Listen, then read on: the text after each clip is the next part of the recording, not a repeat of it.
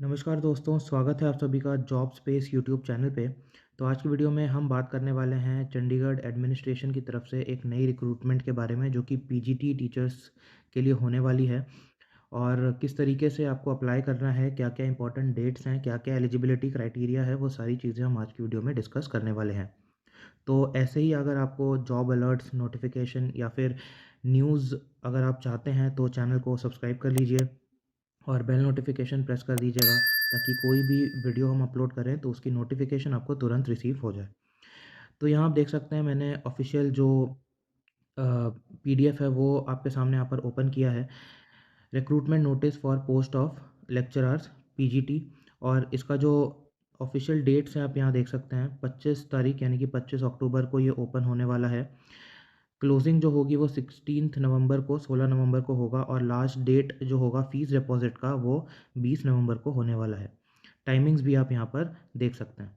इसके बाद जहाँ पर आप अप्लाई करेंगे वो वेबसाइट भी यहाँ पर दिया हुआ है, www.chdeducation.gov.in। इसके अलावा यहाँ पर आप टोटल पोस्ट वाइज़ जो भी कैटेगराइज़ेशन की गई है वो भी आप देख सकते हैं। जैसे बायोलॉजी में 5 वैकेंट सीट्स हैं, केमिस्ट्री के लिए 6 वैकेंट पोस्ट हैं यहाँ पर, हिंदी के लिए आप देख सकते हैं 10 है, इंग्लिश के लिए 23 हैं, फिज़िक्स के लिए यहाँ पर 7 हैं, साथ ही साथ सोशियोलॉजी के लिए 5 हैं। तो ये यहाँ पर आप बाइफरकेशन देख सकते हैं, और किस तरीके से कैटेगराइज़ किया गया है अलग-अलग कैटेगरीज़ में, वो भी आप यहाँ पर आकर के पढ़ सकते हैं। टोटल अगर हम बताएँ तो 98 टोटल पोस्ट यहाँ पर अवेलेबल हैं। इसके अलावा अगर हम पे स्केल की बात करते हैं तो आप यहाँ देख सकते हैं, the pay scale for the post of lecturers PGT is 9300 plus 34,800 plus grade pay of rupees 4,800 notified. तो यहाँ पर 9,300 से 34,800 का जो पे स्केल है, और इसके साथ ग्रेड पे होने वाली है 4800 की। अगर हम बात करें यहाँ पर एसेंशियल क्वालिफ़िकेशंस की, यानी कि एलिजिबिलिटी क्राइटेरिया की, तो आप यहाँ देख सकते हैं जो एकेडमिक स्ट्रीम है उसमें पोस्ट ग्रेजुएट की डिग्री चाहिए जिसके अंदर 50% मार्क्स होने चाहिए। नेक्स्ट, बैचलर ऑफ एजुकेशन यानी कि बीएड होना चाहिए विद 45% एग्रीगेट मार्क्स। साथ ही साथ अगर ये नहीं तो 2 ईयर इंटीग्रेटेड एमएससी का जो कोर्स है वो यहाँ पर एलिजिबल होना चाहिए। नेक्स्ट, अगर हम बात करें फिजिकल एजुकेशन के लिए, तो यहाँ पर आप देख सकते हैं MA in physical education with at least 50% marks, और साथ ही साथ बीएड भी होना चाहिए, या फिर masters in physical education from a recognized university with at least 50% marks in aggregate. तो ये आपके पास होनी चाहिए, तभी आप इन कोर्सेज़ में अप्लाई कर सकते हैं, इन रिस्पेक्टिव कोर्सेज़ में अप्लाई कर सकते हैं। नेक्स्ट, अगर हम बात करें मोड ऑफ सिलेक्शन का, तो यहाँ पर 2 पेपर होने वाला है। आप यहाँ देख सकते हैं कि merit list for selection will be prepared on the basis of total marks obtained in objective type. One objective type test of 150 marks, part A and B, will be conducted in single or multiple shifts or sessions. Qualifying marks for each part A and part B separately will be 40% for all candidates. तो कहने का मतलब 2 part में paper होगा, और दोनों part का total marks जो होगा वो 150 होगा। पार्ट ए और पार्ट बी दोनों में 40% मिनिमम जो है आपको गेन करना पड़ेगा, तभी अ, इस एलिजिबिलिटी क्राइटेरिया को आप मैच कर पाएंगे, बेसिकली क्वालिफिकेशन क्राइटेरिया को आप मैच कर पाएंगे। यहाँ आप देख सकते हैं टोटल नंबर ऑफ क्वेश्चंस 150 होने वाले हैं, टोटल मार्क्स भी 150 होने वाला है।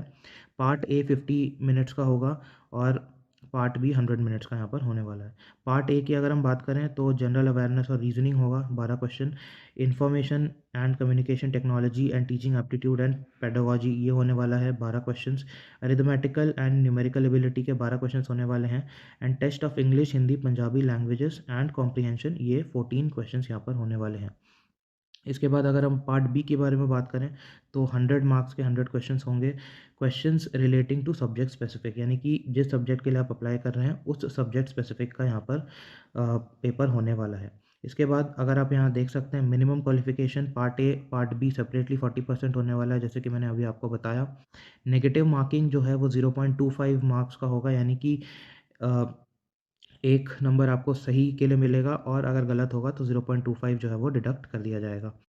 इसके अलावा अगर हम यहाँ देखें, examination questions will be bilingual, यानी कि इंग्लिश और हिंदी में होने वाला है, except for language papers which would be in in the concerned language only. तो लैंग्वेज पेपर को छोड़ के बाकी जितने भी होंगे वो बाइलिंगुअल होगा, हिंदी और इंग्लिश में आपको मिलेगा। इसके बाद medium of examination of paper of part B for the post of lecturers in physics, chemistry, biology and mathematics will be in English only. तो पार्ट बी कौन से सब्जेक्ट का? फिजिक्स, केमिस्ट्री, बायोलॉजी और मैथमेटिक्स, ये English में ही होगा, इसमें कोई हिंदी का ऑप्शन यहाँ पर नहीं है। अगर हम सिलेक्शन प्रोसीजर के बारे में बात करें तो जैसे कि मैंने बताया ऑनलाइन सबमिशन होने वाली है। इसके अलावा आंसर की इन्होंने कहा है कि अपलोड कर दिया जाएगा as per schedule after the conduction of written test, यानी कि रिटन टेस्ट हो जाने के बाद आंसर की जो है वो वेबसाइट पर अपलोड कर दिया जाएगा।